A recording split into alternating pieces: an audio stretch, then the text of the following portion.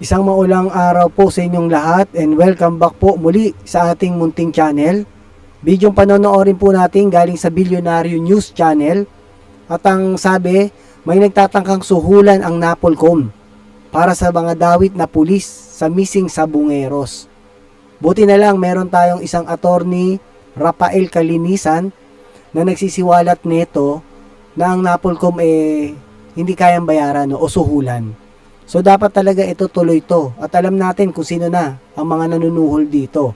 So masyadong obvious na to, di ba? Kasi wala na, nakikita na marami ng evidence na nakuha doon sa Taal Lake. Sana ito magtuloy-tuloy at matapos na para mabigyan na ng hustisya yung mga pamilya ng mga Sabongeros na nawala. Ito po, panoorin po natin. Sinusubukang bayaran ang hustisya. Yan ang isiniwalat ng Napolcom para umano ipawalang sala ang mga dawit na pulis sa kaso ng mga nawawalang Sabongero. Narito ang exclusive agenda report ni Joash Malimban. Doon sa mga nagsusubok na impluwensyahan o guluhin ang investigasyon o kaya lapitan ako for whatever reason, huwag niyo na pong subukan. Hindi po ako natatakot sa inyo. Magiging patas po ang desisyon ng National Police Commission. Yan ang Yan ang maganda. Dapat may ganyan tayong tao, no? Sana panindigan mo yan, sir. Saludo po kami sa'yo. Attorney Rafael Calinisan. Tuloy lang po, no? Huwag po kayong matakot. Nasa likod niyo po yung taong bayan at yung katotohanan. Panindigan ni National Police Commission Vice Chairperson Rafael Calinisan matapos niyang ilahad na may dalawang grupo umanong lumalapit sa kanya para impluwensyahan ang investigasyon sa mga umano'y sangkot na pulis sa missing Sabongeros. Ayon kay Calinisan, bossing ng Sabong ang unang nagtangkang kumontak sa kanya na nais daw. So alam na, di ba? Guilty na yan, pagkagayan. Tsaka dun pa lang sa Taal Lake yung whistleblower natin na si alias Totoy, magsasabi ba naman yun ng nandoon, ibinaon sa ilalim ng lawa ng Taal Lake? Tapos pinuntahan doon at isinisid, may nakuhang maraming buto. So doon pa lang di ba? Positive na yon. At nakuha nga nila at na forensic na yung iba na talagang nakita pa may mga buto sa balakang. Alam nga naman balakang ng hayop yun, di ba? Malapad, malaki. At saka yung mga ribs, kitang-kita naman na buto ng tao yun. No? Kahit naman hindi mag-positive dun sa mga pamilya, dahil napakarami yan 108 yan. 34 lang yung mga pamilya na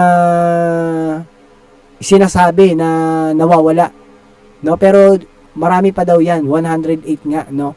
So sa dami nun, pag hindi nag-match doon pa lang sa nakita nilang may tao doon at nagsabi na yung whistleblower, so dapat iniimbitahan na yung taong akusa dyan, no?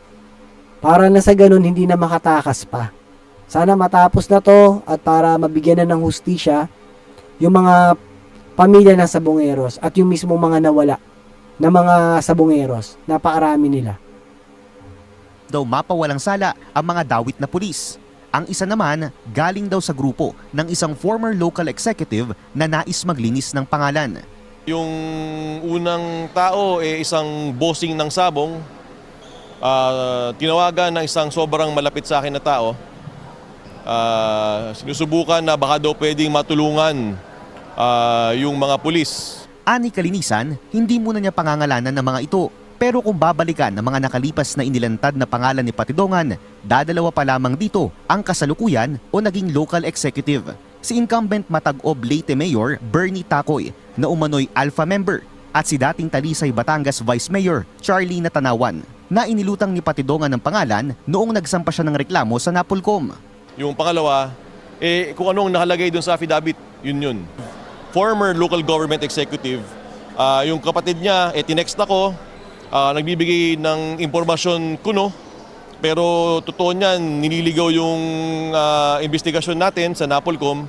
Ayon kay Calinisan, nakapagsumiti na ng counter affidavit ang 12 aktibong pulis na sinampahan ng reklamo. Sakaling mapatunayan ng mga alegasyon laban sa kanila, haharap sila sa dismissal from service. Hindi rin sila makatatanggap ng mga benepisyo mula sa kanilang trabaho sa gobyerno. Dapat hindi lang yan, no? Dapat, dapat nga bitay yan eh. Kasi, pinatay nila yung mga ano, di ba? Kung mapapatunayan talaga. Bitay yan, hindi dismissal lang from service. At hindi makakatanggap ng benepisyo. Kalokohan yan. Dapat yan, makulong kung wala tayong bitay ngayon. Makulong. Tapos lahat yan wala. Hindi na, dismissal na at hindi na makakatanggap ng anumang benepisyo. Tapos kulong. Dapat nga bitay kung may bitay tayo eh. Gobyerno, maaari rin silang sampahan ng mga kriminal na kaso. Para sa agenda, Joash Malimban, Billionaire News Channel. Mahina talaga dito sa atin sa Pilipinas, no?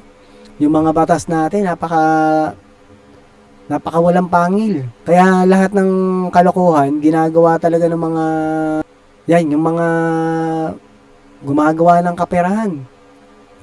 Yung mga sindikato dito, nalakas ng loob, di ba? Kasi wala tayong bitay. Dapat may bitay. Ultimo nga yung mga politician na talagang kung pakialaman yung kaba ng bayan, talagang ganun at ganun na lang. Kasi alam nila walang bitay eh. Dapat ilabas gayang korupsyon na yan para sa mga drug lord, korupsyon, at saka mga pumapatay. Ewan ko na lang kung hindi tumino yung bansa natin, no? At eto, sana matapos na tong usapin na to pagdating dito sa mga sasabong na to. Ang tagal na rin ito eh, no? Dapat inuumpisa na tong pag-usapan o i-hearing dyan sa Senado o sa Congress. Kasi baka tumagal ng tumagal, mawala lang yung mga suspect eh. Na imbis na may mangyari na sa mga ginagawa ng mga tao dyan sa Taal Lake, yung mga CIDG natin, NAPOLCOM, yung mga PCG, at saka yung mga technical divers, marami na sila naghihirap dyan, no? Sa forensic din. At dito sa DOJ. Sana lahat ng mga ahensya na yan, talagang ipilit nilang makuha yung hustisya, no? Para nang sa ganun, hindi naman masayang lahat ng itinatrabaho nila. So, yun lang po at maraming salamat po sa inyong lahat sa panonood at salamat po sa mga bagong subscribers. Mabuhay po kayo and God bless you po. Ito po muli si Tio Paeng ang nagsasabing, life is short, be happy, and world peace. Salamat po.